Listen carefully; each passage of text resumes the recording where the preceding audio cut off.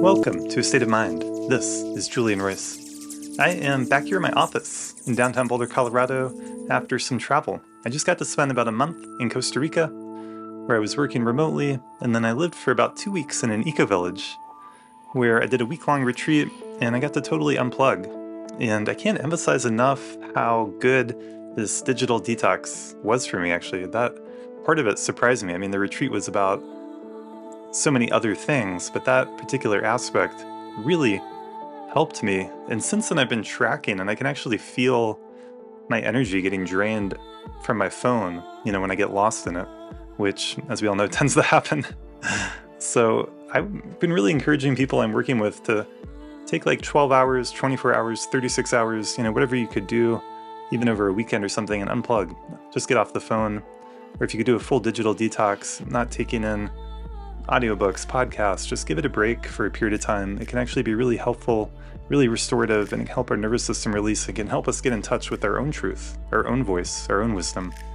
And I have so much gratitude and appreciation for Costa Rica as a country that really honors its environment. They take real steps there to protect their jungles, their beaches, their mountains, and it's so beautiful, and the nature there is so incredible. I'm so grateful to get to spend that time there and really want to appreciate that about the country. And the eco-village where I was living had a policy of banning single-use plastics. And they have this really elaborate system for composting and recycling to make themselves zero waste, and they're doing a phenomenal job. I was actually really impressed with them. It's called Pachamama. If you get a chance to go there and visit, I recommend it.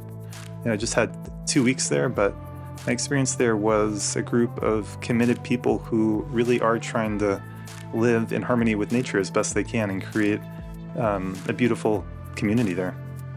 I wanted to share with you that I have been expanding my work with psychedelic medicines to include ketamine-assisted therapy, cannabis-assisted therapy, psilocybin ceremonies and therapy. And I've really discovered that having a few sessions with someone, especially when I'm first working with them without medicine, that's what I typically recommend.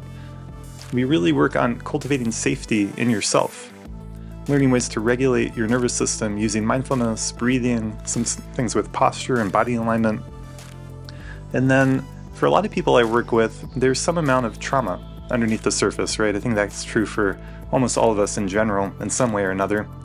And so I'm using EMDR, somatic experiencing, and IFS or internal family systems to dive in and at least address some of the traumas and some of the issues that are there and kind of get the lay of the land.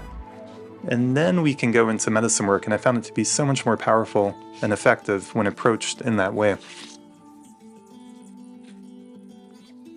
That then leads into integration work, where we make these long-lasting changes over time. If we change just 1% a day, in 100 days, we will be 100% changed.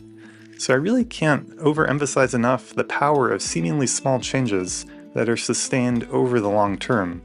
That is the definition of true healing and transformation, and is the path to revealing and expressing more of your true self in the world here and now. And I love helping guide people on this journey, help to take out the gunk and find more of their truth and bring that into the world. So if you're interested in that at all, please send me a message, or you can learn more at my website, thestateofmindcounseling.org. You can also join my online integration group, where we really support this ongoing process of integration and of creating the life you are truly called to live. It's a really beautiful, loving, supportive community. So again, send me a message if you are interested in applying to join.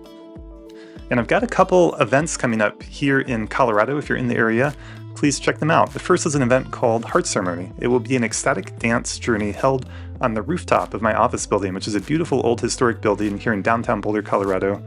And it's going to be happening right around sunset time, so we'll enjoy the sunset. We'll have this guided dance journey, and then we'll do a ceremony with safe, legal plant medicines of cacao, or also known as chocolate, right? We'll make a special, high-quality, ceremonial-grade cacao drink.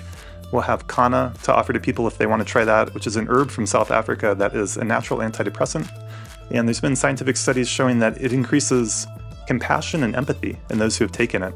So it's an herb that's become close to my heart. It's something I really appreciate and value. And then we'll also offer Egyptian blue lotus, which is a beautiful mystical herb with all kinds of lore and mythology around it. And this ceremony and event will be on June 27th. So see the event link below to learn more. And then on Saturday, July 12th, I'm really honored to be co-leading a one-day-long retreat. It's called Embodied Connection, and it's a psychedelic retreat, and it's with my longtime friend and fellow meditator, Adam Baraz, and I can say he is a truly skilled healer and facilitator. I've known him for over 15 years now, and he brings a tremendous amount of heart and integrity to this work. This will be from 10 a.m. to 6 p.m. on July 12th. It will be an opportunity to go really deep, to reset your nervous system, and have an experience in a very supportive environment. So please send me a message if you're interested in learning more about this. And for today's episode, I'm very happy to be speaking with my friend Christian Mendoza of Nizhoni Music. He was in the wilds of New Zealand as we recorded this, and he is a very talented musician and community builder and creator and leader, and he shares it with us today about his new work called The Culture Codes. This is a great episode with a lot of wisdom. Without further ado, I bring you Christian Mendoza.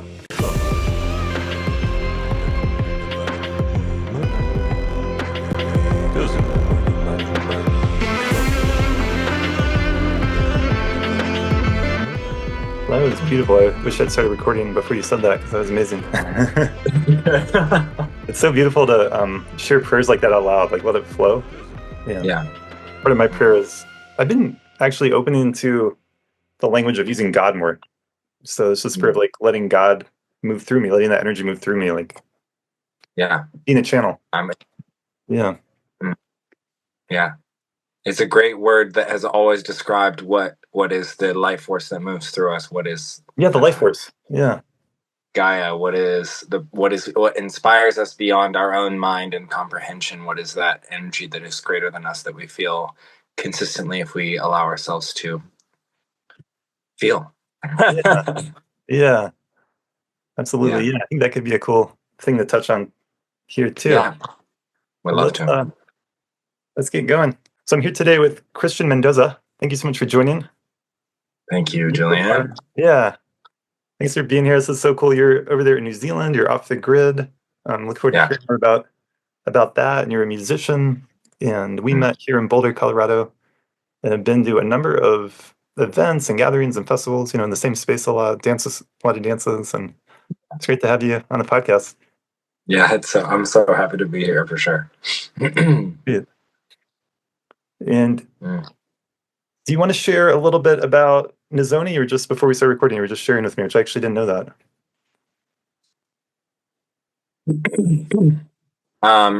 So Nizhoni music is my music presence in the world, and actually that name came up when I went to massage school, and it was like, what is your business going to be called? And I was like, Nizhoni. And Nizhoni, I was looking into my lineage and wanting to connect to my ancestors in a way and carry their messages and their prayers through my work, and also do healing for my lineage, because the Diné people have been totally discriminated in the U.S. and have suffered a lot from that experience. But also, it's for a good reason. It's for a purpose.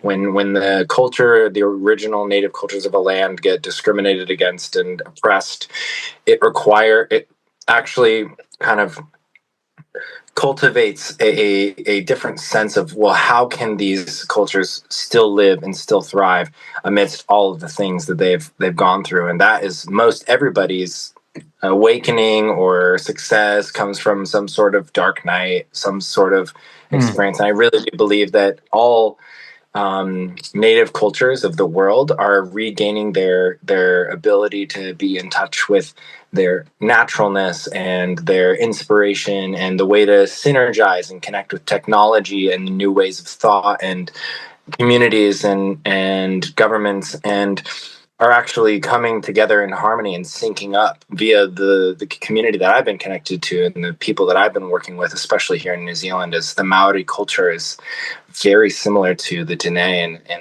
the ways that they have gone through their journey into the darkness and are now coming back up on the other side. And so Nizhoni in Diné, in Navajo, means harmony and beauty inside and out. If you look at Porangi, he has the Beauty Way tour, and that is inspired by the Diné language and the Diné people. And they speak in code. Their language is undecipherable, and they used it in World War II. And he talks about this in his workshops that their gift was to use their communication during World War II because nobody could decipher it.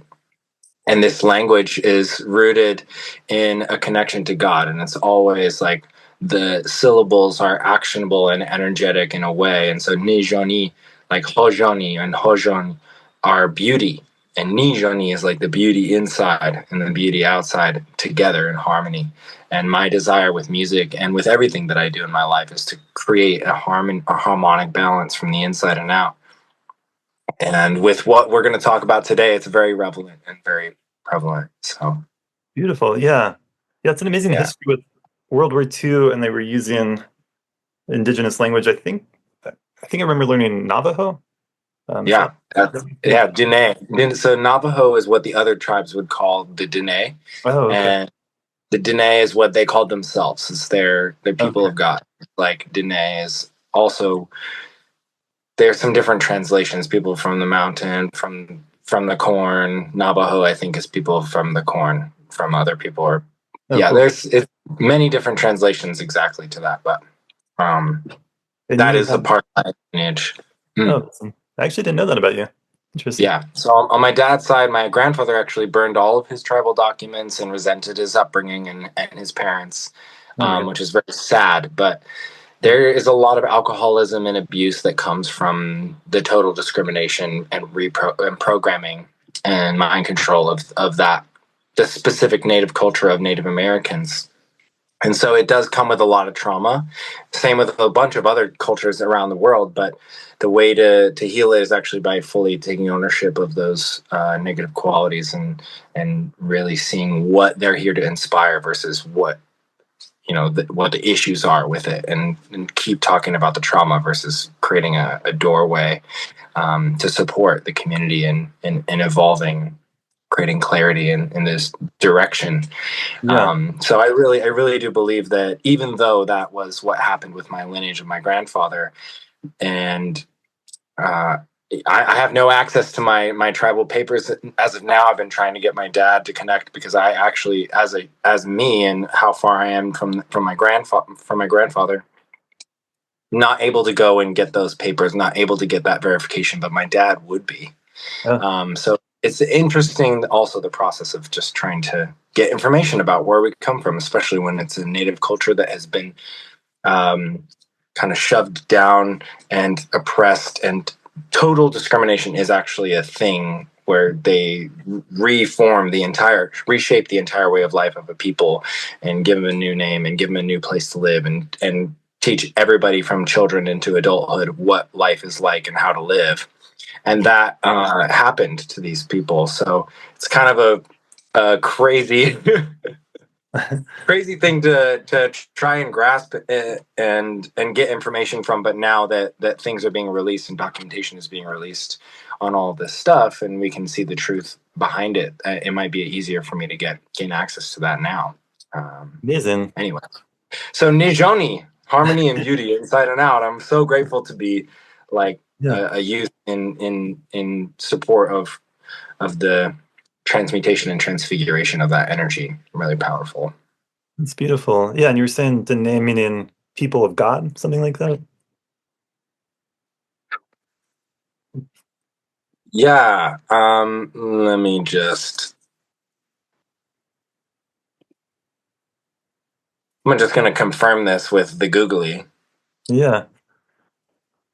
And there's a lot of obviously trauma, but I think you're speaking to that these cultures, they're still there and they're still having an impact. And maybe they have a really important role to play in healing our culture in time and coming back to balance. And that's Yeah. what I got from Parangi. It's like, Yeah. it's something I've been thinking about. And I think maybe we're going to get into this more, but in terms of trauma and people talk about the culture wars, anytime there's war, there's conflict, like someone needs to become, or some group, they need to have inspire people to become bigger, come from a deeper place. One side has to stop fighting. And that's not about losing the war, it's about like winning in a deeper way. Like we need to find a win-win. Like right, like as long as Yeah. right, like you can never really end conflict. Like the Buddha talked about this. Like the way to end hate is with love. And the person who is feeling anger is hurting themselves. They're like a person who's holding a hot rock. They're the ones who gets burned. And so at some point Yes. you got to put the rock down. And I see that in our culture in so many ways now. It's like the Mm, left fighting the right, this fighting that. It's like at some point we've got to stop. You just have to stop. You have to stop fighting. totally. Yeah, I actually just wrote this down yesterday as far as the impact of the culture code, which we'll get into later. But it's, you know, in a, where is this? So it's a framework for transforming the way we live and lead and relate that starts with peace within, right? We don't fix problems by controlling the outside world. We dissolve problems by creating inner alignment and letting that resonance ripple outward. So, in order to stop war, we need to stop the war within ourselves. And that, just like Gandhi says, be the change you need to be. There is a large part of, I mean, I would say all conflict and all stress comes from a war within our own mind, of saying this thing is wrong or this thing is right, and being on either side of the equation, feeling stressed that we're not on the right side or the wrong side, depending on what the situation is. So I really do believe that we can create a culture of peace by tapping into our own peace, and by regulating our nervous system, having a relationship with that. Uh, Beautiful. so that it's not something foreign to us, so that it's something that's comfortable to navigate around in, or maybe even not just comfortable, but something that is familiar enough to navigate uncomfortability. That's like, Nice. Yeah. yeah, Be willing to feel uncomfortable.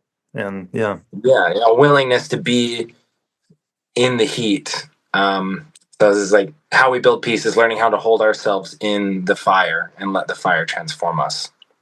It's like, Yeah. uh, Yeah. working with stress instead of against it. We stop projecting onto others, we stop making war with ourselves, and from that place we begin to generate a new kind of peace, you know? Yeah. Yeah. Yeah, cool. And I want to get more into the culture codes. Do you want to just share this a little bit? Like you're in New Zealand, are you doing music shows there? What brought you to New Zealand? Yeah.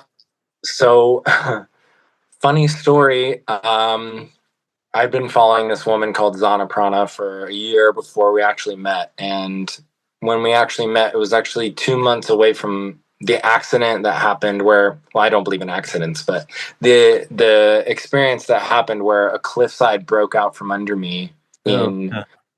in U in Utah in Moab. And I can actually send you this picture if you want to see it, but of the cliff that I fell off of, which is hilarious Yeah, that send I have it. I'll send it to you right now. I'll put that in the YouTube. Yeah, totally. Um, so there's this, you'll see the image, and there's this big spire, and then just down below it. So the big spire is probably like 70 feet, maybe 100. And then the one just below it's like 50 feet or 3 meters. So, Oh yeah, I'm looking uh, at oh my gosh. yeah. So in the middle is where the spire is, and I fell just to the right of that. So it's like, um, Whew. yeah, Yeah, the you're there whole cliff broke in out from Moab. under me. Yeah. Sorry, what were you saying? You're in outside Moab near kind of canyonlands, like that kind of terrain. Yeah, and I'm throwing a party for my friends, like with my friends, and it was such a nice experience to be in the desert, totally unplugged and just tuning into desire. And I really came to this place of overwhelming emotion. I was like totally beside myself and felt so overwhelmed. I didn't know what I was going to do. I needed help. And earlier that morning, before I fell, I had this like overwhelming sensation come to me, and my ex-partner Venus, she was holding me and just letting me cry with her, and we were just crying together and having this amazing cathartic experience. And she was like, everything's going to work out. And I was like, I believe that for you, you know. And we had this real like this bonding relationship, solidifying, visualizing the success of each other. And then later that day, before I left to the next campsite, a tarp blew up in the wind, and the cliff broke out from under me when I went to go grab this tarp, and I fell 50 feet, 15 meters down to the ground, and shattered both. I broke both my feet, shattered my right heel, broke my left ankle, and then was taken to the hospital by my friends Wow. and just Huge. started doing. Well, well, can I ask you Yeah, a question? Like, yeah, do you remember that moment where the ground gave out underneath you? There must have been a couple moments where you're in air, like you're falling through the air. yeah. So So intense. right as soon as I felt the cliff break, I was like, I'm going off this cliff. There's nothing I can do about it. I have to trust life. That was the second thought I had. So Wow. first thought was, I am. This is exactly what's happening. I can't do anything about it. Second thought was, I have to trust because I have so much to do in this life. There, it would be a total waste if I fell and I didn't think about that. It was just like I have to trust. I have more to do in this life. And the third thought was actually after I hit my head against the cliff edge and I busted my eyebrow open. I Uh-huh. actually have another picture I can send you that's freaking hilarious of um, me with like my fucked up face I think I saw that that I one. Yeah. made into a sticker. I'll just send it to you. I love that you can laugh And about it now. I It's know. beautiful. That's so So amazing. right after I hit my face against the cliff, I had a memory of having so many dreams as a kid falling off of cliffs, like thousands from my early childhood into my early 20s. And then at some point they just stopped. Wow. But I was being groomed by my own consciousness and kind of having premonitions. And I've always had premonitions about things that happen in my life. Every single accident I've had a premonition about. Every single accident, like just traumatic experience or traumatic, but just event, a life event that shifted everything and changed everything for me, including my perspective. And I Yeah. remember that. And then I hit the ground and I rolled and I looked at my friend Juju and I looked at my right heel and I was like, wow, this looks like a can of beans just got ripped open and is now pouring blood out of it. And I was just like, I just started doing energy work. The only thing that I could do is like, I have to trust life, but I have to do and use the tools that I've learned in my life. I've been energy worker for almost 9 years, Hmm. energy body worker. And so I started doing this tapping. I started doing cortices tapping, connecting the two hemispheres of my brain. It's called Wow. body talk. And I started just doing this and connecting my heart and my gut and sending all of my body's energy to these places to heal my bones, to close up my wounds, heal my head. I had a wound in the back of my head as well that I had to heal. And a friend came over and gave me 2 giant bumps of ketamine, and they put me in the car, and I went to the hospital. And from there, like no matter what was said in the hospital or by whatever doctor, I kept my focus. I said, I'm going to be dancing again. I said to all my friends, I'm like, it's all good. There is a reason why I fell, and the only reasons that I can think of are because I'm meant to heal through this and show people how to do it. And Wow. I'm also meant to slow the fuck down because I had no idea what the fuck to do. And now I couldn't do anything. And not only could I not do anything, it started raining here, so I just closed the door. Not only could I not do anything like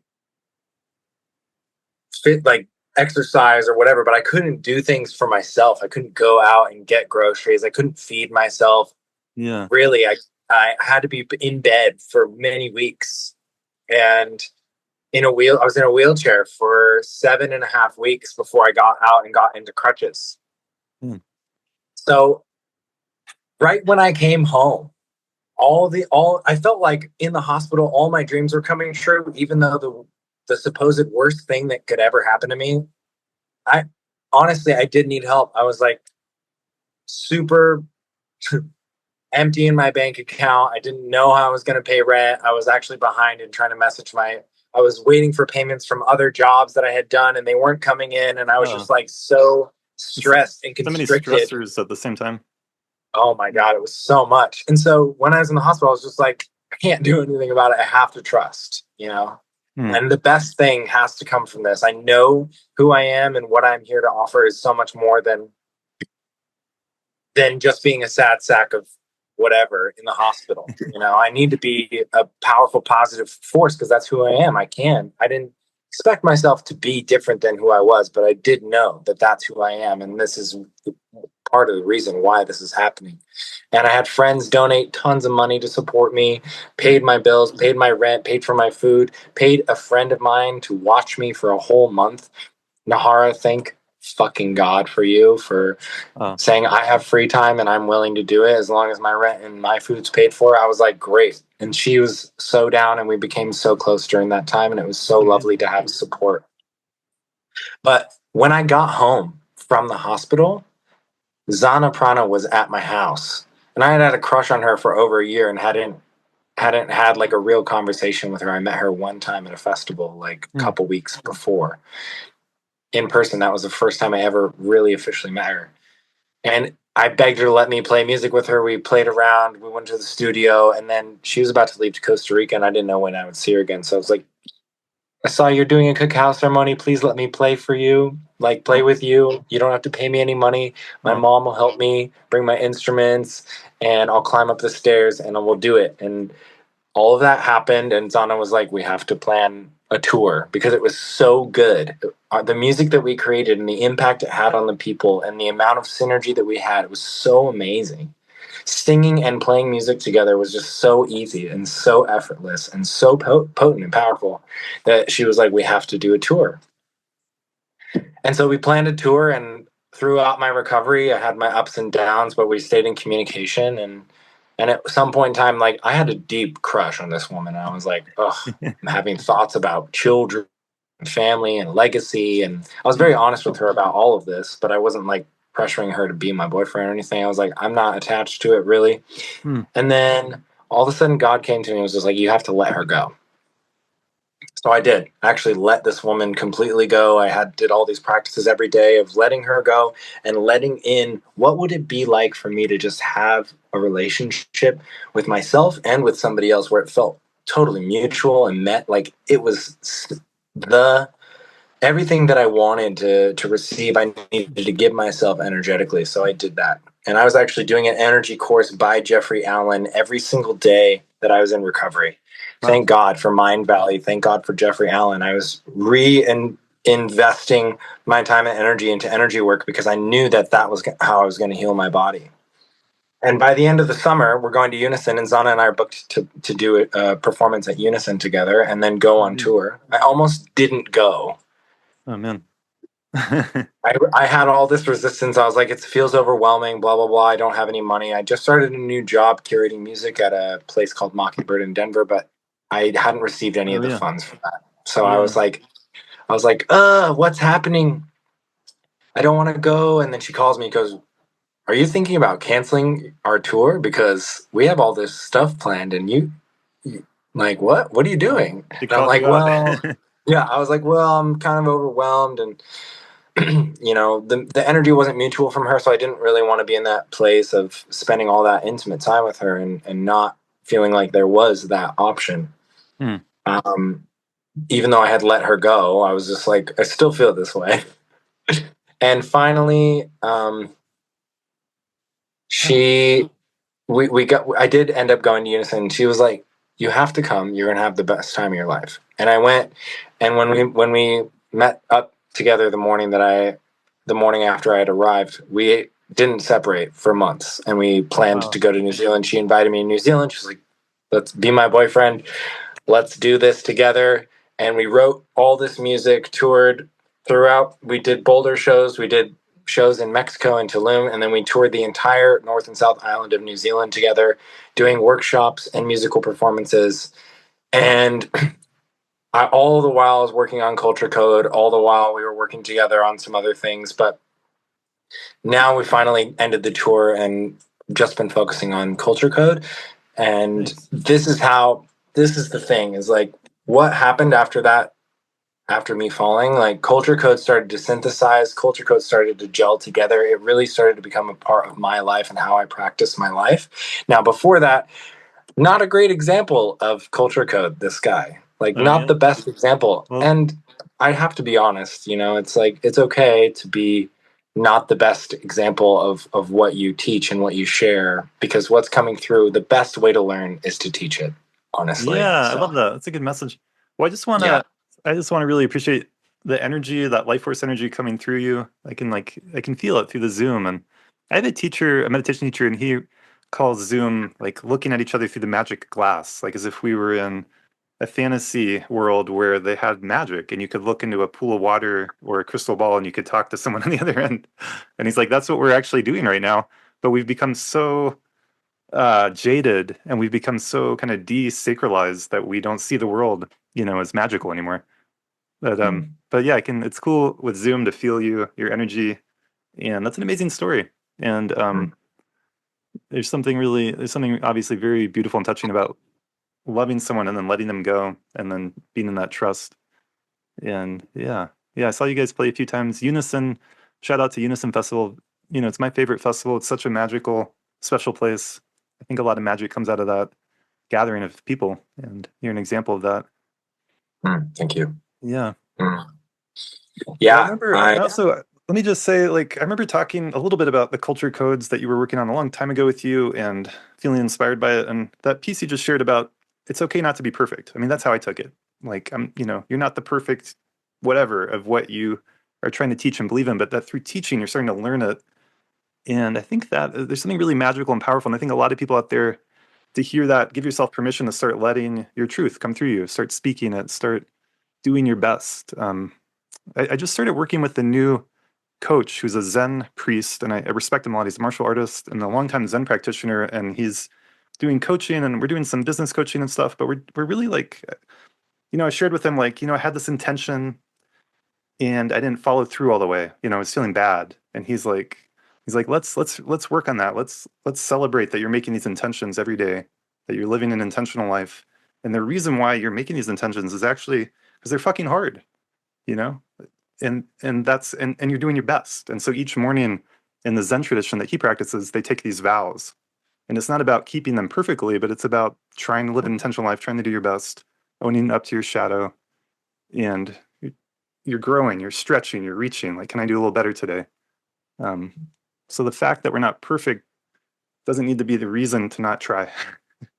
In fact, the opposite, Totally. right? It's like Yeah. something in my mind like kind of clicked. I'm like, oh fuck.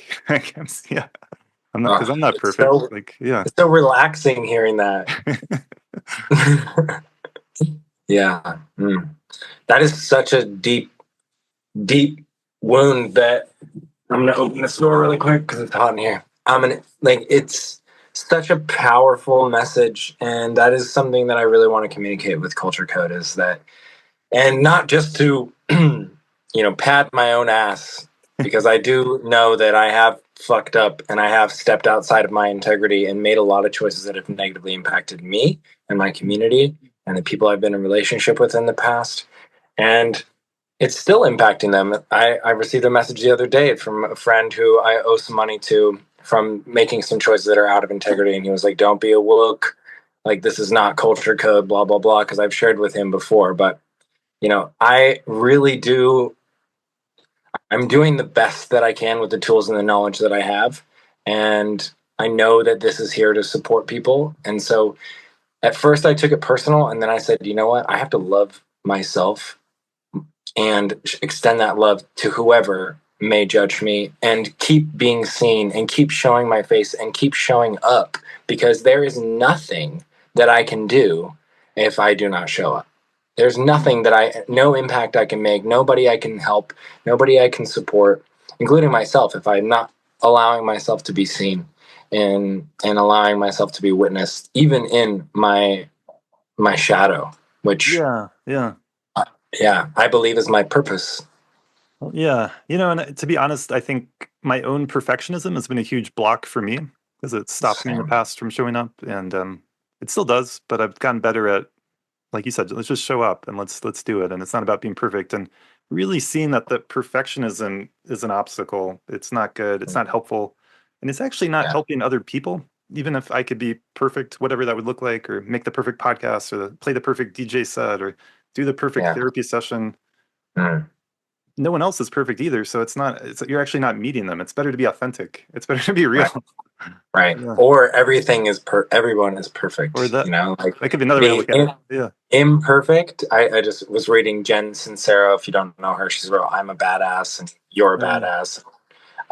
You're a badass at making money, or I'm a badass at making money, or whatever.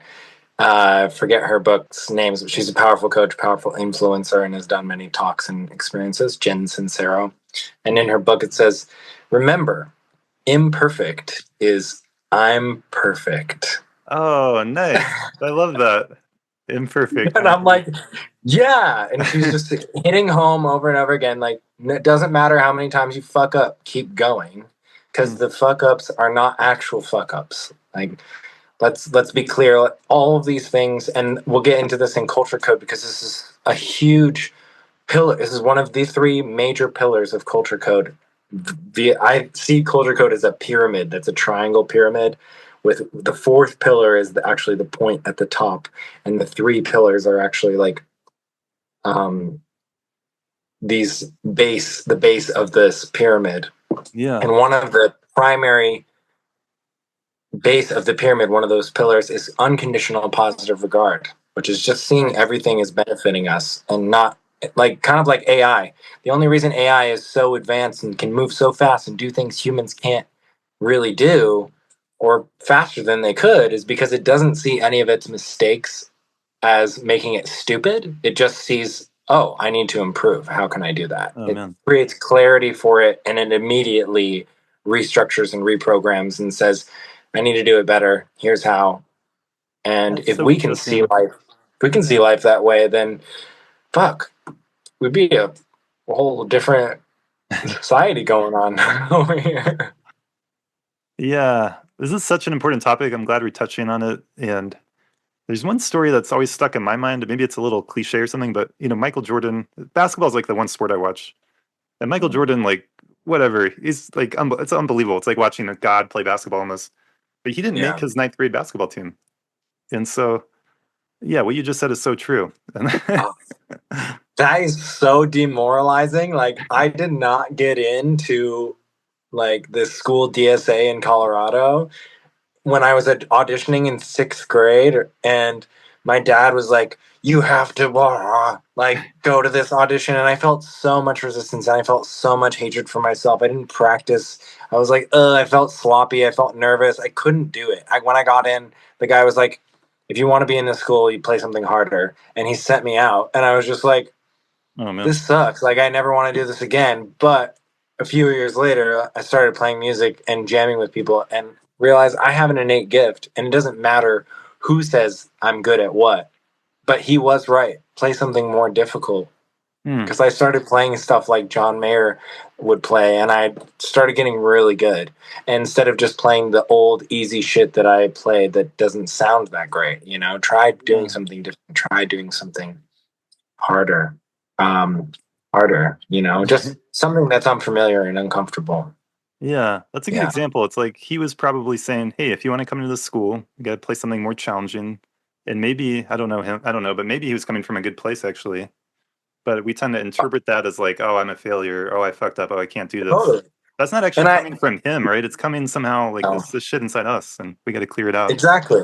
And Yeah. that's my dad's pattern as well. And he was trying to uh, cure his own trauma through me and by forcing me to do something I didn't want to Yeah. do instead of him, allowing himself to be uncomfortable around my emotions. Like, it's like this whole fractal Yeah. trauma with my dad experience. And now I realize, like, that's a huge issue for him is just moving beyond his mistakes and beyond things that were uncomfortable and hard, and him being very comfortable and doing things to keep himself numb and in the same pattern. And I don't think that he's doing most of that stuff anymore, but it's very prevalent to me now. Like, what are these patterns and how can I seek to reprogram and rewire them so that they're supporting me and nourishing my clarity and my steps forward instead of holding me back like they used to. Yeah. Yeah. Beautiful. Mm. Well, let's get into it a little bit. What do you want to Yeah. share with the culture codes? And let me just it sounds like you are developing a kind of teaching and going to be offering a course around it and a way to what I understood was part of your intention is like not just self-help, but how can we create a culture for all of us to thrive, to be happier, to be more loving, to be more awake. At least this is my Yeah. interpretation. Yeah. Yeah. So let me just. I have some data on this. I um, Yeah, culture code isn't just philosophy. It's a convergence of the most powerful evidence-based tools for human thriving. Mm, What makes it unique is that it integrates these psychological truths and spiritual truths into a practical system that people can actually use to live better, relate better, and lead. If that is, I actually believe that everybody is a leader, that there is no mm, followers, that it's just our own inability to see the connection between we take a choice for ourselves that makes us a leader. When we make a choice that can better ourselves and the world around us, that is what a leader is, you know. Little choices like, oh, I instead of reacting to this thing this person said, I'm going to do a meditation and chill out and maybe nourish mm, myself and get myself some food, maybe take a nap, whatever the fuck I need. mhm, Excuse my language, bro.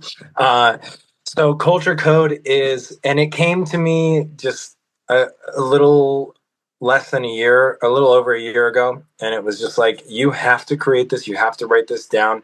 This is important. I had no idea what culture design was. I had no idea what mm, this meant when it was coming through. And when I started writing it down, I was like, of course, this is the best way to live life, you know? But why? I didn't even think about that. I hadn't been living it, but all of my life, creating events, being a part of events, being a body worker, energy worker, seeing the patterns in the people that were suffering that needed help. These people would come to me. I didn't want my clients as a body worker to keep coming to me over and over again for the same shit. I was like, no, that's rape. That's therapy. You know, that's like I'm using your mm, trauma to keep making money and telling you you need to come back because that's what they taught me in massage school is like, mm, you want your clients to come back. And I'm mm. like, no, I want my clients to be done healing, you know. I I love want that. my That's an clients to be important. That's a really free. important point. Yeah, Yeah. we should be So working to this get ourselves out of a job. Yeah. right. And so I honestly it doesn't seem economical, but it Mm, is in a way. When we eliminate the necessity for to focus on trauma and to focus on healing and to focus on surviving, and we move into a state of I can get everything that I need for myself, and then I can begin to interface with the world and create an interdependence where I know that I need money, I need whatever supplies, I need designs, I need mm. structure, I need systems that I don't want to create, but I know other people love doing that. So then that interdependence starts coming. It's like I can get it for myself, but I am going to ask other people for it. You know, like there is exchange, and what am I bringing? What can I offer that would create the validity for that exchange? And I'm not talking about barter system. I'm just talking about self regulation. When people Mhm. can self regulate, um, which is the number one principle of culture code. I love it. Yeah. This is the most important thing. We need a relationship with ourselves. We need a relationship with our energy. We need a relationship. We need to know that everything in our lives is a relationship that impacts our nervous system. So it's like, Mm. where are we avoidant?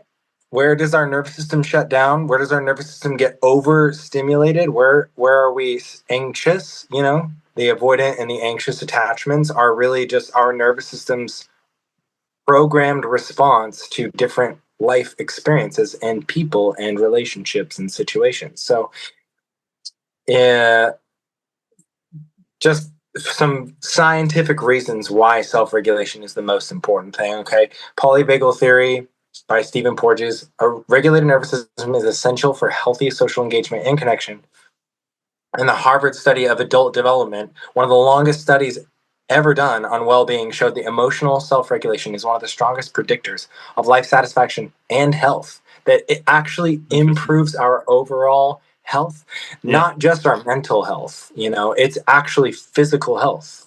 Yeah. Um, Yeah. And I'm at a place in my life now where I don't actually believe in the separation between physical and mental health. It's a helpful no, distinction, but it's the same. yeah. So part of what I want to start speaking to more is, and other people are speaking to this too, but our healthcare system and ideas are very siloed, and Mm, there's a lot of economic reasons why that's happened. But we go to a heart specialist, we go to a foot specialist, we go to this specialist, that oh God. specialist. oh, that's a mental health issue. You need to go see someone who specializes in OCD. Oh my You need God. to go see someone who Yeah. specializes in depression. Yeah. And we're missing the holistic. We're Yeah. missing the interconnection. We're missing what Yeah. you're speaking to, which is like Mm. actually going deeper and not, it should be both and. We can look at things individually and that's helpful, but then the bigger picture is it's all connected. And of course, our mental and physical health, right? Of course, it's all connected. Of course, our gut is producing our neurons. Of course, what we eat affects our emotions. Of course, what we see and think and what happens affects our physical and, stress. It's like It's all, it's of all the course, it's same like so thing, obvious. right? And Yeah. I really do believe it starts with our thoughts, which imprint, which incite emotions. Like our Mhm. thoughts inspire emotions, and emotions is how our nervous system and our chemical factory inside of our body responds to something. What So what it's do you like, think of the idea that we can choose our thoughts? oh, 100%. I mean, 100%. that, like, well, I think that a belief is just a thought that you continue to think.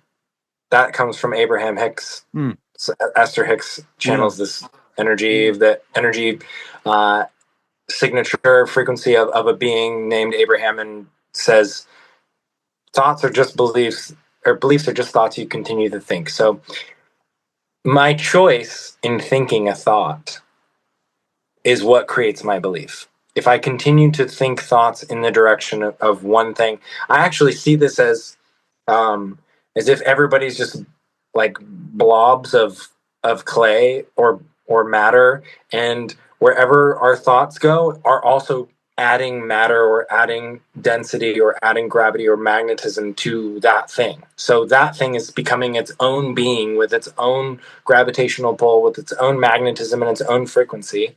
So if I'm thinking about this thing, it's actually becoming alive as I think about it. That's been my experience with psychedelics. Every time I'm in psychedelics, I see that where my thoughts are going somewhere and creating something, whether it's Thoughts are beneficial creative. or not. Yeah. Thoughts are creative and they're putting energy there.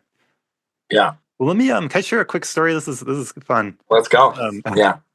I've actually I've been I've been really into meditation for a long time and was really immersed in Buddhism, especially younger in my life, and working as a therapist. I'm well aware of the importance of our thoughts and beliefs, but I've always had kind of skepticism to like positive thinking. Like it had a bad rap in my mind. Totally. And a lot of meditation teachers and approaches are encouraging us to see the nature of thoughts rather than try to change the thoughts. To see the emptiness quality or the openness quality, or to liberate them. This is kind of the Buddhist thing. Um, but I've recently been really doing more what you were just talking about, really choosing my thoughts. So like I went to get lunch earlier today and I picked it up and then I was like, I'm just going to practice saying an affirmation. Maybe it feels a little cheesy, but it was something like Julian is receiving and giving abundance. I'm living in a world of beauty and abundance. And then Mm. I had this strong impulse. I'm like, I want to go get a juice. So I went to this place, Wonder, down the street. You've probably been too. And I was Yeah. like, I really want a juice. It costs a lot of money. It's like a $15 friggin' juice here. But I was like, I'm just gonna get it. It's a Sunday afternoon. Like, I'm just gonna do this. So I went in there, had my dog, and then the woman was like, "Oh, you can't bring your dogs in here anymore. We changed our store policy." And I was like, "Oh, that's a bummer. Okay, I'm gonna go outside now." And then there was the woman in front of me turned in the line, turned around, and it was Sarah Connor, who I believe you know too. She's a musician. Yeah. She's an amazing musician, amazing singer. So I was like, "Oh my gosh, how are you doing?" And she's like, "Look, what did you want to order? I'll order it for you, and I'll meet you outside and give it to you." And I was like, "Okay, I'll Venmo you, whatever." So I told her, and then she came out a few minutes later, gave me the juice, and I was like, "How much was it?" And she's like, "Don't worry about it. It's on me. Like, I wanna give this to you." And I'm like, "Okay, I'll receive this gift." And we like talked outside the store for a while. We're hanging out, and I like gave her a hug, said goodbye, and then I'm walking back here to record this with you, and I'm like, "Wait a minute." Right before I went into the store, I was thinking about I live in a world of abundance. I'm giving and receiving abundance. And I saw a friend and they literally bought me this $15 juice that I was a little bit worried about paying for it, to be honest, because I'm like, that's a lot of money for me right now. It's like I can afford it, but it's like I don't want to do that every day, blah, blah, blah. That just happened. And I almost didn't make that connection. I almost didn't remember the affirmation before I went in there. And then it struck me and it's like, man, maybe that's just a coincidence. Maybe that's, whatever. But I'm like, no, this is fucking cool. And I'm going to share this on this podcast. And it literally just happened. Like, it's like, Share your wins, man. Celebrate all of the wins. I love it. I love the synchronicity. I love, especially Sarah Connor too. Like the last Yeah. show we did in Boulder was with her. We did a Oh my show god. with her, I think and I was. I'm pretty sure I was there. Yeah. she just sang affirmations nonstop, just channeled affirmations for people. She was like, "What do people need right now?" And then she just fucking sings it. It's so powerful. Yeah. Yeah. Beautiful singer. Uh, So mm, I've had some experiences like that in my life, and I tend to not share them, or I don't want to. I don't know. Like I wouldn't, but I want to like remember this. I'm like, yeah, this stuff is mm, powerful. yeah. Totally. I mean, and a vibe attract your tribe too, right? So like imagine if you were like, fuck, I fucking hate having to spend money on juice. Boulder's so overpriced. Fuck, I have no money. This is so dumb. Like I've been in that energy walking into a place, Me too. and and the experience I have is radically different from walking into a place and being like, I am a magnet for abundance and I love my life, and like it's radically different. So I I really do believe that it is a vibe. Um, like self-regulation is a vibration that also magnetizes certain experiences, but I Yeah. want to keep it to the science because it hasn't been scientifically proven necessarily that when you walk into a bar thinking a certain thing that you're going to have that experience, but it has been scientifically proven that our thoughts do influence our emotions, which influences our nervous system, which does magnetize experiences in our lives, and more thoughts and more feelings that are resonant with what we focus upon. So Yeah. that is Yeah. actually scientifically proven. Yes. Bruce Lipton wrote about it, The Yes. Biology of Belief. Yeah. Joe Yeah. No. Dispenza talks about it, Yeah. and There's and a lot of truth here, and if we yeah, like the rational, logical part of my mind doesn't want to say because I was having those thoughts and practicing affirmation, then this happened. 1 + 1 = 2. But yeah, the logical, rational part totally understands that I was open. I was happy. When I saw Sarah Connor, I smiled and we had a little conversation, even though this woman was telling me to leave because I had my dog. Like I didn't react with negativity, like what you're just saying. So that all those pieces play a role, right? Like if I had been yeah. like, "Oh, fuck you, lady," that probably wouldn't have worked out the same way. I can imagine that. Oh my god, I've been there. We've been like, I'm like, actually, it's a service dog I could have said that. because You know, I could have done that. Yeah. I always do that. I'm just like, it's a service animal, like chill out, you know? Yeah. But I actually got that from my most recent XL. Is like she really like did give me the ability to command my yes. She wasn't a great example of how to stop being negative in the emotional aspect, but like when we stay focused on a certain thought or a certain frequency, then everything does kind of revolve around that energy, that most dominant energy. So it's like if everything's working out for me because I'm telling people that it is, then there is something that does follow that. But I'm more on the tip of, hey, let's be the most positive and loving force and accepting force. Although I don't always act that way, sometimes I'm like, fuck you, you know, like walk my dog outside. In the past I have been in that energy, but I'm doing my best, my fucking best to stay in the most positive mindset that I possibly can, you know? Yeah. Well, so let's Yeah, just to come back to the first yeah, pillar of nervous system regulation, something we can do. We can get better and better at doing ourselves. So again, not about being perfect, but we can learn how to regulate us. You know, Timothy Leary, for all his faults, like there's something I read that he wrote that really stuck with me, which is everything we experience is our nervous system. And yeah, so I think that's really profound. And I think science is 100% there now too. And I think Buddhism and a lot of spiritual traditions got there, and they're more esoteric forms, at least, where like we're not really seeing an external world, like it's being created. We're taking, maybe there's some information coming in from an external world, but then we're creating it in our mind. And so, yeah, what we experience is our mm, nervous system. And when we can regulate ourselves, that's the foundation for safety and health and happiness and to be able to connect. And if yeah. you're really dysregulated, you can't really connect with someone else because you're just not able to. You're in fight or flight, you're freaking out, you're depressed, you're shut down, something's going on. The list goes on, you Yeah. know? Like dysregulated nervous system scientifically leads to depression, anxiety, more stress, like shutdown of certain systems. Because in fight or flight, all of our energy goes to our limbs, Mm. Hmm. right? To run away and to fight. Um, not really good for digesting food, nutrients, not really good for remembering instructions. We're basically running from a motherfucking tiger. And that this has been talked about and said in many TED Talks and many experiences. And the Yep. only reason that I believe that culture code is coming through like this is to create a unified narrative among the conscious community that says, here's the standard for what it means to be a conscious human. And I think that it could it when it lands, let me just rephrase that. When it lands, the ship takes off. It's like all of a sudden flow state is accessible for everyone and their grandma. You know, there's nobody who is outside of the ability to access flow in a way where when you meet somebody like our conversation now that's inspiring each other to go back and forth, and like when you meet somebody and you dance with them and it's just so easy and you feel so alive and so uplifted, and afterwards you're like, damn,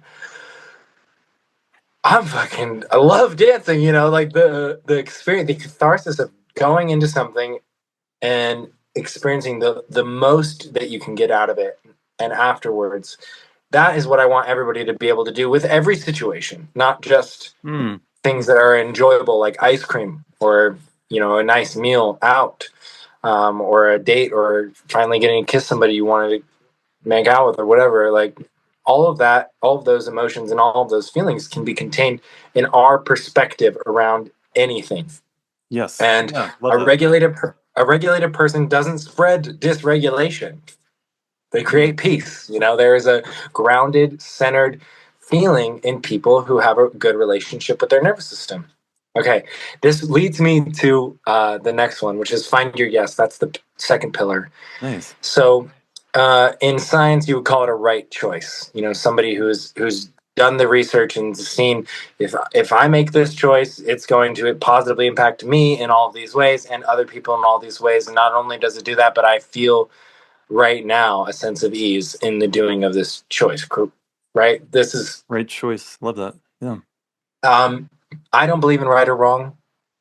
I used to, and sometimes I get caught in that right or wrong in my head, but I ultimately begin to regulate my nervous system and realize that there's nothing that's wrong and there's nothing that's right. So it's all up to me to determine how I'm going to respond to any of this. You know, I don't like when people kill people. Um, I don't like mass genocide. I don't like rape. I don't like these things that are hot trigger words that people are going to be like, well, what about this and what about that? It's like, no, we don't like it. It does not regulate our nervous system to think about it. It doesn't regulate our nervous system to do it. It doesn't regulate our nervous system to think about that our actions have contributed to those types of feelings and behaviors. Sure. Yeah. Oppression, all of the shit that is in that basket, it doesn't contribute to a regulated nervous system to keep focusing on them. Mm-hmm. But you know how it does contribute to a regulated nervous system? It inspires us to want something different, right? So how do we find our yes amidst a bunch of possible yeses and a bunch of nos? There are the neuroscience behind decision making says that our bodies know what is right before our minds do, and when we align our action with our internal yes, the decision making is more effective. And that is from Damasio. You can look up his name and I find the appreciate it. research. And I can send you all of this research that I have I think you're afterwards too. can I add something here? Like I've been Yeah, thinking about, like you just said, like you don't ultimately really believe in a right or wrong, and we want to make the right choice, and it's easy to get in this, and I've been here a lot. You're like, what should I do? And you're overthinking, and you're trying to yeah, figure it out, or you do something and then you're regretting it, and like, oh, I shouldn't have done that. I'm such an idiot. I yeah, fucked up. yeah, And I've gotten to this point where, because at this point in my life, I've literally spent thousands of hours coaching, doing therapy with people, and you get reflected, and I hear my own shit coming from them, and I'm sure vice versa. yeah. But I've gotten to this point where it's like, make the choice, and then you get to make it right or wrong by thinking that it's right. Yes. It's like there's no ultimate, there's nothing outside you that's going to be able to tell you, oh, that was right or wrong. No. Yeah, like was it the right choice for me to go up on that cliff to get that tarp? and clean up and leave no trace, you know? Was it the right choice for me to go on the edge that I did, that everybody else was dancing on all weekend and it Oh didn't wow. fall? Oh wow. That when I finally did, that last moment that it did, you know, like, Oh, was I it didn't the know right that part. choice? There were other people up there. That's wild. Yeah, not at Yeah. that moment, but all weekend, you Oh know, man. everybody was high on whatever, on top of these rocks, climbing all around them, taking photos and shit. And nobody fell, but it was me because it was the perfect situation. I have to think of it this way. Because if I didn't, then I would be in a totally different place than I am now, right? Yeah. Yeah. I believe that the right choice is the one that regulates our nervous system. Hmm. I believe that the one, and that does require us to do a little bit of mental gymnastics to reprogram what we think about what is the right choice. No, I like that. That's helpful. That's a helpful pointer. I definitely have gotten out of balance in my life through chasing after things or wanting a little bit more. And if I had slowed down and been like, what would regulate my nervous system here? That would have been a helpful question to ask myself instead of, Oh my God. can I dance a little bit longer? Can I talk to this other person a little bit longer? It's like, hey, what Or about the stay at this regulation? party Yeah. 3 more hours longer, you know, like, Yeah. oh, and then being like, oh, I'm fucking exhausted instead of like, wow, if, because I left when I was feeling tired, I feel amazing. You know, like I love being in bed. There's a whole Yeah. different relationship to, fuck, I didn't get enough sleep. I fucking don't get enough sleep, blah, blah, blah. All those thoughts versus I fucking did what I wanted to do when I wanted to do it because I felt like doing it and because it felt good to do it. And Hmm. even there are choices where we make that are more regulating of our nervous system that other people don't like. Hmm. That's a good That point. does not mean that it's a wrong choice, Right. you know? And this can get really weird and existential because Hitler thought he was doing everything that he was from a right place, but the reality was he regulated in his nervous system? No. Yeah. No, the motherfucker was stressed out doing ketamine and a Meth. bunch of other He drugs. was doing a lot of So meth. many drugs. Yeah. Meth, ketamine, whatever he could get his hands on to balance himself out and disassociate from the pain he was experiencing, from his trauma that was dominant in his mind, and the stories of how evil things exist that could hurt him. And so he needs to eliminate and eradicate all of the evil in the world so that he can be safe. Yeah. That is not a regulated fucking nervous system, you know. When Yeah. some, and that goes back to number one, which is like, if we are self-regulating, then our choices will reveal themselves. The things that continue to self-regulate are the choices that most align. And there's also another caveat, which is like, if a choice feels scary Hmm. or like upregulating our nervous system, like not feeling like it's regulating, but just thinking about doing something is actually causing us to react before we even process it. Does that mean that that choice is a no? You know, like we have to really allow ourselves the regulation and the time to slow down and think and feel into these processes, because beyond that choice, if our nervous system is regulated, then it's probably a good choice. But leading up to that choice, if there is nervousness and there is fear, it might actually lead us away, if we choose to ignore or not make that choice because of the fear that leads up to it, the uncomfortability or the unknowing of what's going to happen. But if we can feel a sense of relaxation or a sense of like calm that exists Yeah. beyond it, I really do believe that is our intuition telling us what to do. And that is our body informing us that this decision is going to perpetuate our survival. It's going to perpetuate our life and help us thrive and help us procreate, which is what our body is programmed to do better than anything else. Yeah. So if we're listening to our intention, we're not going to die. We're actually going to experience more life and more satisfaction, which is what our body wants, unless we've programmed it or trained it to seek out anxiety and to seek out these things by numbing or, Hmm. you know, living on a cocktail that kind of fucks up our chemistry where things are skewed. So Hmm. Yeah. if people really want to know what a fuck is a full yes, try sobering up for a little bit and then feel into your body of what is the most relaxing thing for you to do, and do that for a while until you I don't. love that. Yeah. That's a good choice. Yeah, Yeah. because when we're sober, we're not using an external substance to help regulate ourselves or change our state of mind or how we are, how we're feeling, and we can get more in touch with our body's, natural rhythms, I think. Yeah. Yeah. It is totally game changing. And I've been drinking coffee a lot recently, which I believed in the past that coffee was a drug that I would use to do things that I didn't want to do. Hmm. Now, I wake up with energy to work on culture code and my music without you drinking coffee, but I love drinking coffee. Me So too. I love coffee. I now I'm instead of leaning on coffee as a crutch, like, oh, I can't do anything until I've had my coffee, or I don't want to have a conversation until I have my coffee. I self-regulate my nervous system first thing in the morning. I meditate, I ground my energy, and I'm like, what do I want to accomplish today? And not expecting myself to do too much, but then saying, wow, you know what? I'm ready for my coffee now. That I sounds love nice. that. Let's get That's a good let's get the distinction. day going. And to be honest, I've done that with cannabis in the past. Like, oh, I don't want to clean my house or whatever it is, and that's helped me get into that space. And yeah, it can be really Mm, empowering to not feel like you need that.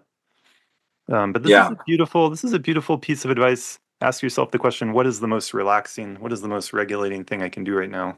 And let that start to guide you. yeah. Mm. I really do believe the next wave of humanity is tuning into our femininity and how that actually is leading us and how that actually is Mm. magnetizing our opportunities, and it's how it's slowness. It's like he says in the Gene Keys, what's his name, Richard Rudd. He says that the feminine is slow, and there's a quiet smile and a knowing that we don't know anything, but the wisdom comes from not knowing. And Mhm. if we don't know what the best choice is, then to breathe and to slow down and to tune into the natural rhythm of ourselves, it naturally guides us in that way. And what bubbles up from that innate wisdom is that Mm. yes, you can't fake peace, right?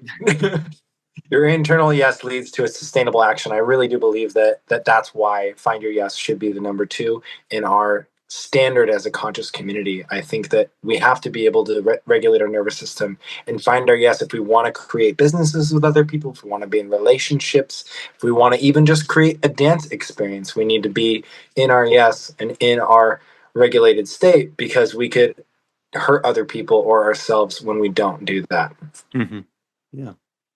And I'm not saying be afraid of hurting other people. I'm just saying tune into your yes. Like, are you actually a full yes? And don't be afraid to hurt someone else if you are in a full yes, because a full yes will not lead you to hurting somebody else.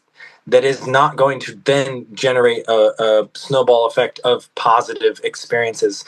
I got hurt falling off of a cliff. It was a snowball for a bunch of positive experiences. Now, I've dropped people dancing, and that has led me to wanting to be very solid in my Mm. dance, not wanting to dance with somebody if I was feeling uncomfortable or dysregulated, and really stopping and slowing in the middle of a dance. I'll fucking stop dancing with somebody and I'll put them down and say, I need a moment to breathe, Mm. because if I keep going at this speed and this rate, I just would rather be solid. If Yeah.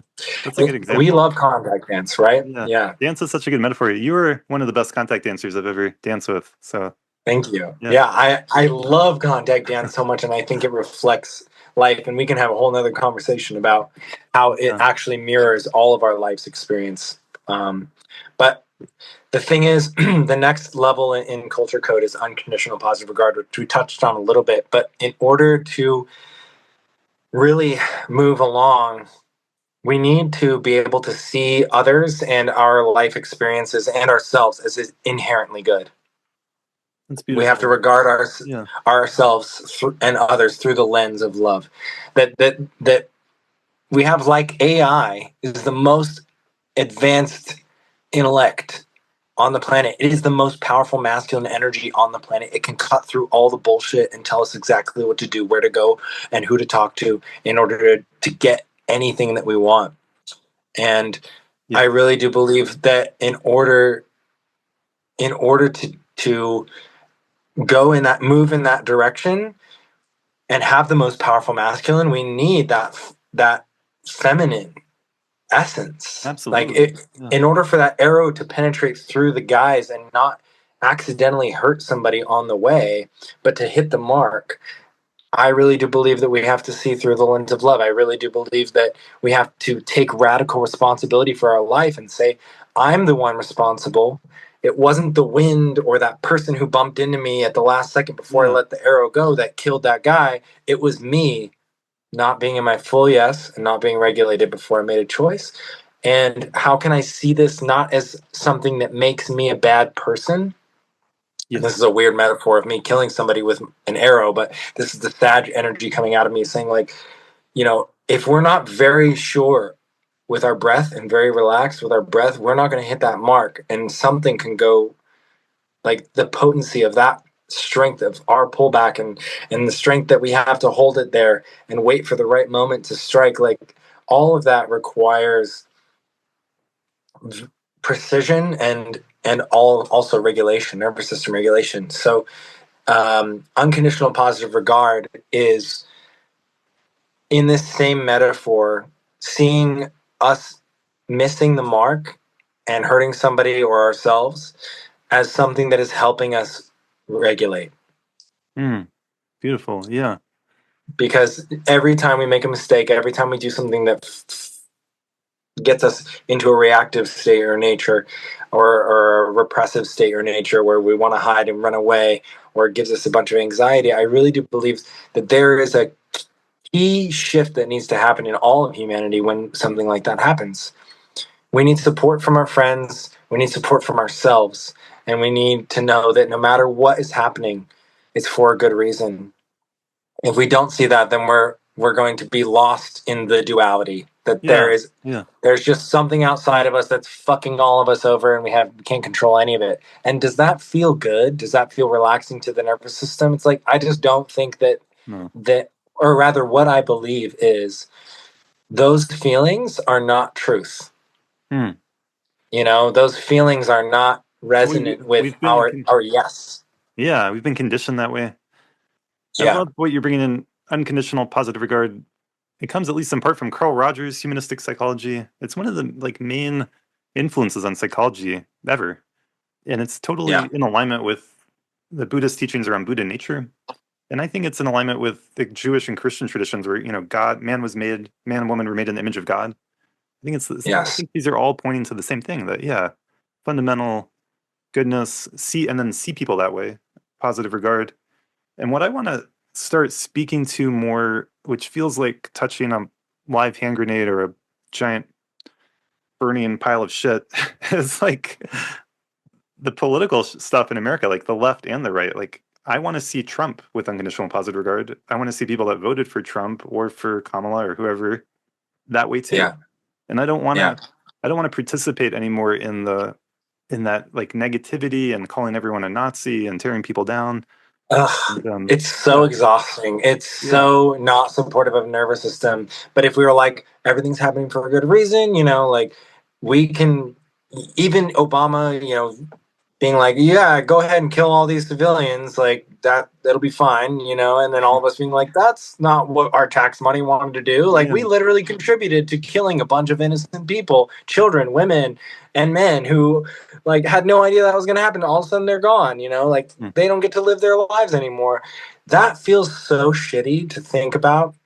But if we shift our perspective to, okay, well, what do we want to create? We have an option here. All of us have blood on our hands. It's not just the people in charge. mm, If we blindly go forward in life, we have blood on our hands. It's our choice to neglect and to not look at these things. But these things are here for a good reason. So if we ignore them, we can't receive the benefit of them, you know? yes, yeah, Um, but Carl Rogers, I love that you say that. It's like, that's the top one on my thing. And I'm like, the first time I ever heard this phrase, I was like, something other than unconditional love that people don't laugh at, that people can take seriously, that's something that is tangible. It's like people grow when they are deeply accepted as they are. And through all of his research and all of his effective therapies that he's done, he knows that when somebody feels accepted for as they are without them having to change, there is a profound sense of safety that is developed. mm, Safety does not exist. The entire world is actually safe. The entire universe is actually a safe place because the concept of safety cannot be created nor destroyed. It's just like energy. It's like It's our choice to feel safe. That is the radical responsibility Yes. that Yeah. people need to take. And I believe that this third tenet, unconditional positive regard, is the most, in the past, would be the most difficult thing for people to grasp because they have to take responsibility for the way that they think about things. Mm. Because that's what's impacting their life in negative ways. If I'm blaming anybody for my problems, Trump or Trump supporters or whatever, Biden or anything, or anybody, Mm. Kamala, whatever, if I'm blaming anybody for my shit, I'm then creating a villain in my life. I'm contributing to a sense of unsafety that exists in my world. Now, if I see everybody's actions and choices as benefiting me because it gives me clarity of what I want to create, what I want to experience, and what I want to share in this life, what I want to see in this life, then I feel safe everywhere I am. I feel safe in any situation I am because I know that without a doubt, I'm here to experience this for a good reason. And my desires might even be magnetizing if we go back to the biology of belief, if we go back to self-regulation and finding our yes, then everything is actually here to give us further clarity in what it is that we want to create, what we want to experience in life. Mm. Yes. Have you ever heard of the social contagion theory? Yeah, absolutely. Yeah. So emotional states spread, right? So Yeah. it's like the news media, everything's fucking fucked. Everybody's fucked. Like run and hide. Like buy a bunch of toilet paper, whatever. Like we see that and how it impacts people, right? We see how the news media, and especially with my parents, I see this. I'm like, every time I go home, they're watching Fox News. Mm. Recently it's Sure. been better on Fox News than it has been in the past. But I'm like, okay, what how can I see this as something that is actually good? Mm. It's inspiring me to want to spread positive news. And then when Russell Brand started doing the truths and started sharing true news, just facts, he would obviously share his own opinion and be like, but that's just what I think. Tell me what you think. Yeah. Here's all the data. Here's what I think about it. Now tell me what you think. I want to hear.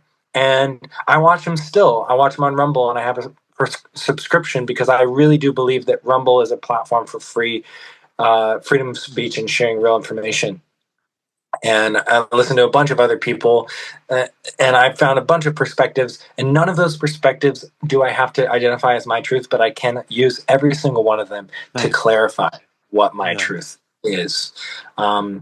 When we view others positively, we influence the environment towards coherence and trust. And what if the news was geared towards health and wellness? What if the news was Mm. actually here to support the countries and to support humanity on what we needed as a collective?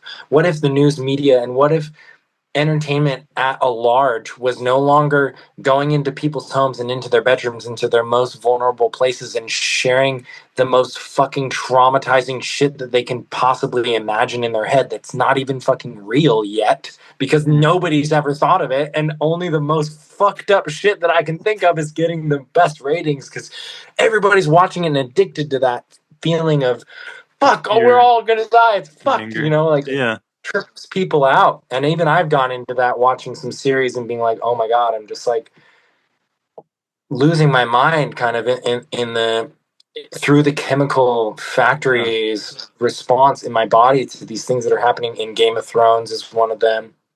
Oh yeah. Like there's a few shows, like some of them, they seem too fucked up to like even get a message out of, but it really is kind of showing the darkness of what happens behind closed doors, of people who are hiding information from the public, people who are keeping that information from the people, and doing things without consideration of their Yeah. own nervous system. Like if people in Game of Thrones started making choices from their own nervous system, it would be a totally different show. Maybe too boring for people to watch. I would Right. watch it. I love that. I love fantasy I think stuff that inspires me. we're But yeah, addicted or at least conditioned to feel that fear and anxiety, and we get it from some of the violence.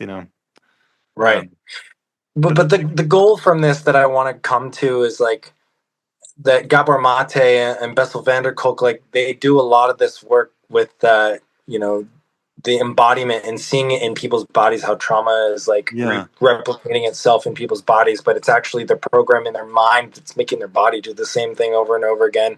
And by participating in the same stories as something that's evil and outside of ourselves, instead of integrating it as who we have come to be and who we can change, then, you know, compassion and safety are the preconditions for healing trauma. So if Mm. we love and accept ourselves and have compassion and create safety, then all of our trauma can heal. All of our whole lineage's trauma can heal. Like us just doing the work for ourselves can heal the Yes. trauma of our Yeah. parents and our grandparents. Absolutely. And you know, these first three pillars I know are the precursor to holding a vision, because Mm. when we say holding a vision, that's the last tenet in culture code, and I believe it's the point of the pyramid. It's the thing that everybody can see once the solid foundation is built. But I'm not talking about a physical solid foundation. I'm talking about an energetic one that we believe in, and one that our faith creates solidity in this energetic structure. Yeah. So my desire is to create flow state, which the pyramids were built intentionally to channel energy up into the point and to like gather energy to a point. And that's what a vision is our energy from everywhere that we've experienced life gathered to a point that we can see clearly and see beyond this, beyond the physical realm, and know that our vision can come true because we've been able to see it, because we've been able to gather our energy. But what I'm saying, the reason the fourth pillar is hold a vision, and the point of this pyramid is hold a vision, Mm. is because we cannot hold a vision without those first three in place. Because that vision, well, we can, but is that vision going to really do what we want it to do? Mm. If we don't have self-regulation, if we're not choosing from a full yes, and if we're not holding everything in unconditional positive regard, what might happen to the vision is when we finally get there, we might feel a little stressed out, a little anxious. We might feel like maybe we made some mistakes. And those things might hold us back from the real blessing that we actually created this vision. It It's a might great hold us point. back from seeing that this vision is actually something that I put my time and effort in and it actually came to be. And I might see certain components of the vision as things that are holding me back or holding back the vision. I might even give up on it once I have gotten it, Mm. because I didn't make sure that these things were in place. Now, the cool thing about having a fucked up vision and it coming true is that we can hold unconditional positive regard for it. And it can rocket launch us into the truth of our real aligned vision. And that's what I'm seeing, is that the neuroplasticity of our visualization, rewiring our brain of what we hold and focus becoming our reality, like the neurons that fire together, wire together, like, Yeah.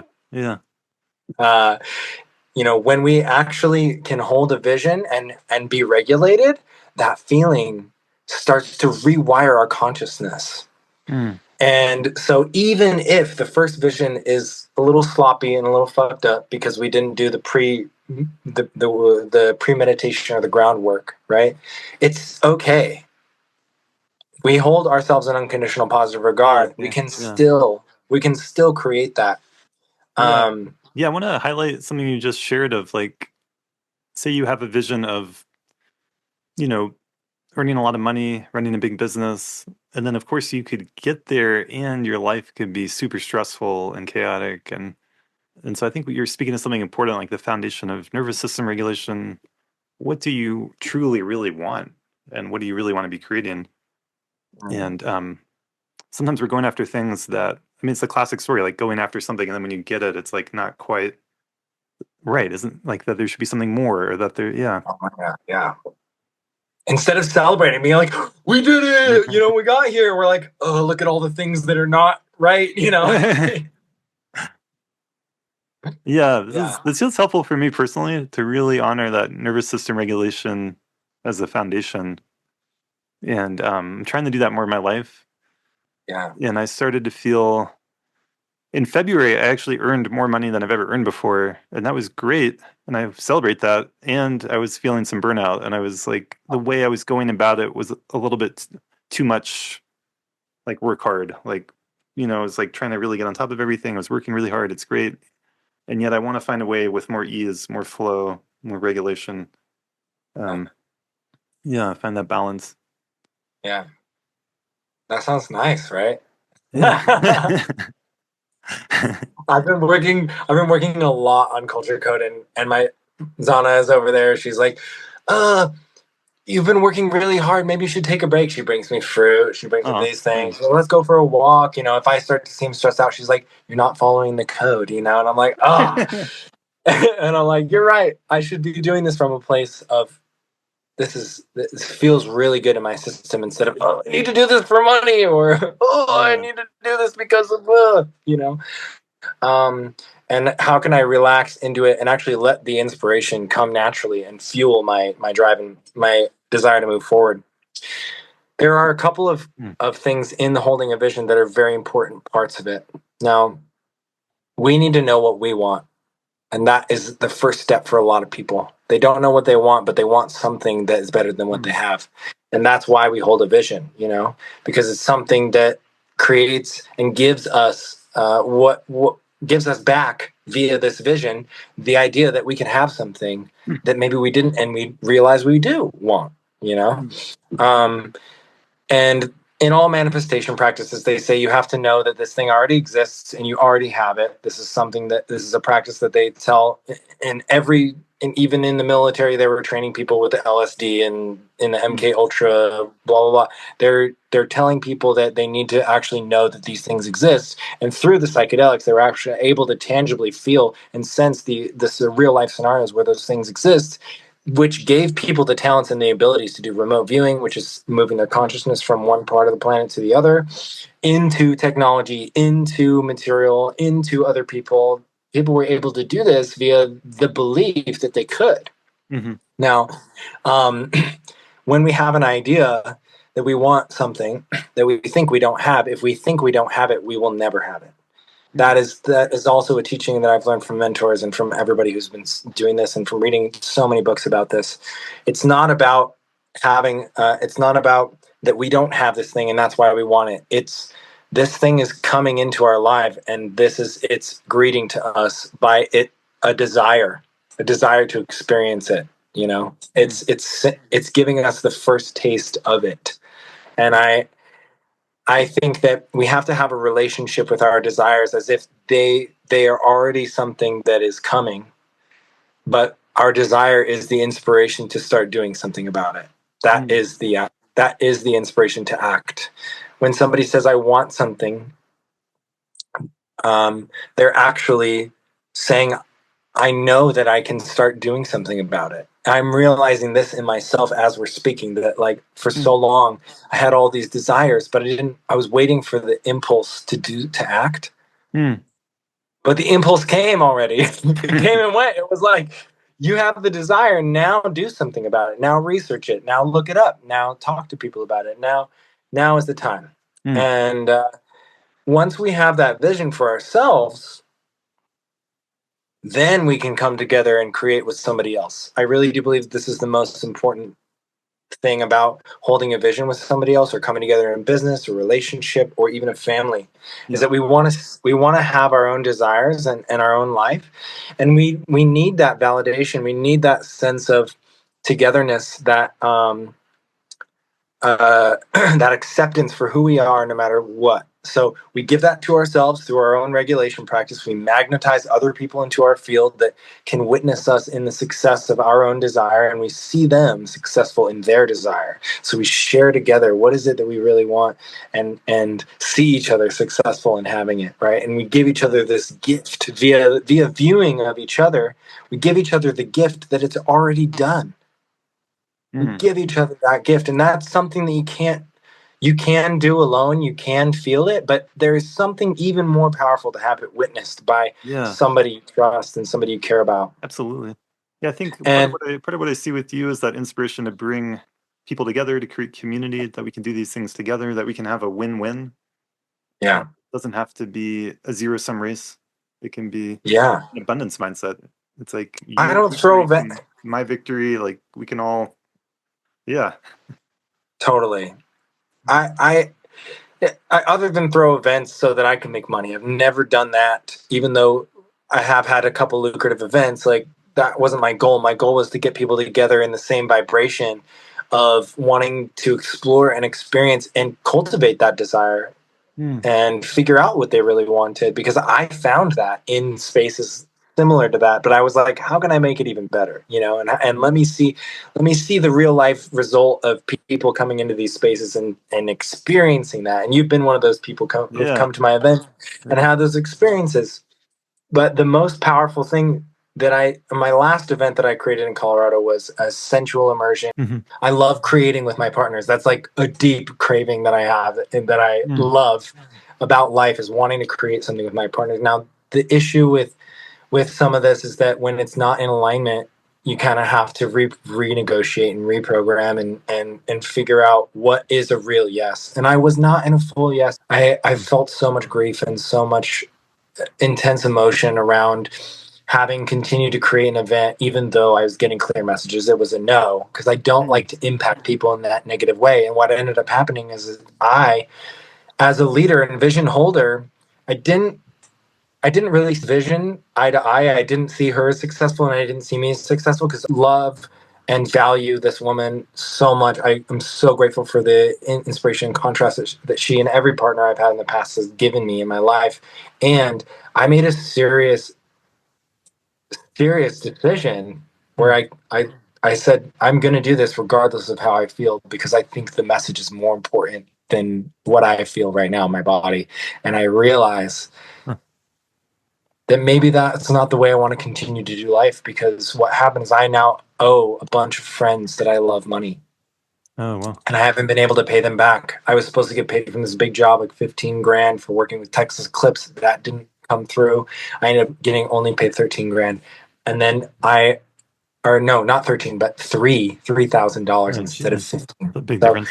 Yeah. it's a big difference. And that was me in my mind, like holding on to something that wasn't a full yes either, because I didn't feel the full yes in doing that job. I didn't feel the full yes in doing the job with that, creating that event. And I didn't feel full yes in a lot of choices I was making in that relationship. I abandoned myself to try and show up, to try and people please for her. Mm. I was projecting that she wanted me to do all this for her, but the reality is she wanted me to just take care of myself. Mm. And See what if you're I had saying. shown up in that way, then it would have been a totally different story. We probably still wouldn't vibe, but at least there would have been like an easeful letting go. But this was a big crumbling of something that we'd been building for a year, and we had pets Mm. together, and we had a home, Yeah. and we had all of this business that was starting to grow and blossom, and all these different ideas. But I was not doing it from a full yes, and I was not regulated in my nervous system. I was every day fearing and every day doubting. And so this energy got to impact all of my friends that I didn't pay. And then they, that in turn had that feeling of that resentment. And I had to go to each one of them and apologize personally and say, when I can, I will pay you back. And I continued to make these choices until I fell off this cliff. And then I was like, I literally cannot do this anymore. I cannot make choices or hold visions from this place of fear and doubt. I have to trust that what I'm doing is for a good reason, but I have to follow my true yes. I have to stay regulated in my nervous system with my choices. And I have to see these things that happen in unconditional positive regard, because if I don't, I will spiral into despair and into depression and addiction and all these things that I have experienced in my past. And Interesting. Yeah. So part of yeah, what I'm hearing you share is even if you have a really beautiful, really powerful vision that you want to do to help yourself and the world, and it's a really good thing, there's some points in time where you might need to let that go to honor yourself, to regulate your nervous system. Like if that's your more foundational piece, that's an interesting one. I think a and lot of people can relate to that in different ways. yeah, I mean, there are times where maybe you need to make a big push and make a lot of effort and give up some sleep, and you're going for something, and it's not easy. And it's also good to know that you have choice and you can say no to things, and you can it can be tough. It can be tough to make a change when you've been committed to something for a while. And yeah. so, yeah. But sometimes, and I don't think I mentioned this in the Find Your Yes, but a people pleasing choice might feel like it's going to regulate our nervous system, but it doesn't. Okay, that's a It's good like point. it's a whisper of that. It's a whisper of it. It doesn't. It feels hollow. It's like Mm, I'm seeking validation through somebody else's regulation. I'm trying to help somebody else regulate. Therefore, that's seeking outside of ourselves, which eliminates the whole idea of the culture code, which is that when we regulate our nervous system, we regulate the nervous system of the world. This creates flow state for everybody's dreams to come true without having to compromise, without having to control or manipulate other people, without having to people please. We literally let go of people pleasing, and people are going to be upset about this, of mm, course. Like, people are going to be upset that people don't want to people please anymore, because yeah. people pleasing feels great. It feels great when somebody's just trying to do everything for me and trying to make me happy. Of course, it feels Feels good on one level, great. but on a deeper level, you can tell it's not quite right. And Exactly. yeah, It's not genuine, yeah. Like and that imagine sucks. you want to hang out with a friend, but then you get the sense, oh, they're just coming because they have some people pleasing thing going on. That's not what you really want. Ew. Yeah, it's Yeah, like somebody ugh, saying yes to a dance when they don't actually want to dance, and then you yeah. go to dance with them, and you're like, I'm dancing with a fish, like a limp fish, like a dead fish. Like, I don't. This doesn't feel good to me anymore, and I'm trying really hard to make it happen. But like, if somebody doesn't want to meet you in your yes, and to hold you in unconditional positive regard and regulate their nervous system to hold a vision, that's not a yes in holding a vision with somebody. And I realize this is so potent, because I imagine what would happen if I wasn't a full yes doing these things. And I'm like, wow, the impact and the change and the inspiration and the money that comes in is so different.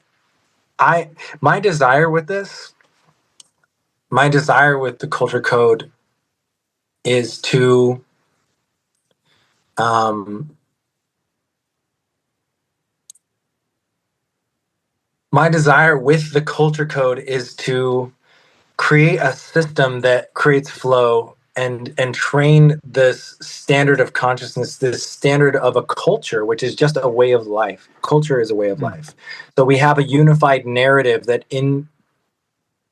um, that in turn creates this culture. So the story that we tell together is the life that we live together. So our unified narrative becomes our unified culture, and I've been gifted this framework, which exists in all of conscious studies and esoteric studies and spiritual studies. All of these tools exist, but they don't exist in this way of like, if we do these four things, everything's gonna be good. It's mm. like There's no magic it's bullet. Yeah, right, you're right. And I feel that's like part this of is a magic bullet. I because feel you like it spoke to is. feeling the discomfort. That's a part of it. Yeah. Well, it's I been want great to. to have you on the Yeah, podcast. I'm gonna have to wrap things up for today, but we could keep totally. going another time because we could talk about this for a long time, obviously. Totally. Yeah. Well, I just want to do my little call of action and say Yeah. what my vision is of for this before we close it.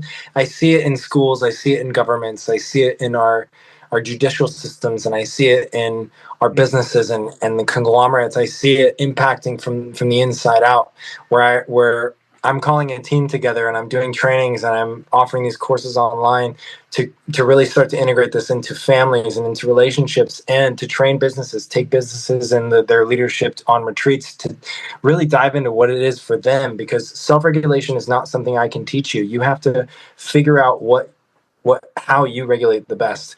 I can't tell you what your yes is, but you can figure out what regulates your nervous system and what your yes is. I can't tell you how you can hold unconditional positive regard, but if you can start to see the pieces falling in line together to support your vision, then you can, and I can't tell you what vision to hold or what you should want in your life. The only way that somebody can really come to make a vision, like a really solid vision, is to see that in themselves and then come together, witness another person, fully support them in their vision, and then create from there. And imagine a world functioning with this as a fucking standard. I'm not Yeah. saying that anybody who doesn't meet that standard is not invited to the party, but it's like, if you really want to play the game to win, here's an invitation. And if you want to play your own game, that's fine, but we'll be over here playing this game. Yeah. Yeah. Yeah. Yeah, and I imagine it might involve slowing down a bit. It might involve not going as fast. Because if we're regulating our nervous system, we're listening to that, and we're listening to the need for rest, for food, for outside time. Like it's a different, Yeah. that's so I agree. I really do. Like our culture has gotten so out of balance with the speed and the consumption and the greed and the more and more and more and more. Yeah. Yeah. Mhm. Well, beautiful. Thank you so much for being on here. Have Thank fun you out there so in New much. Zealand. Yeah. It's such a good chat, and I really love everything you said. It resonates so well with what I wanted to share, and thank you for giving me the platform to speak and to share. It feels so inspiring Good. to be able to openly talk about this stuff and to be authentic and honest about my personal experience and how imperfect I am, but how we are all just doing the best that we can, and when we take the best care of ourselves that we can, we are making a better world for our children and grandchildren. Love Yeah. that. Okay. Yeah. Well, thanks, Anne. Let's see you. Thank you, Julian. See you.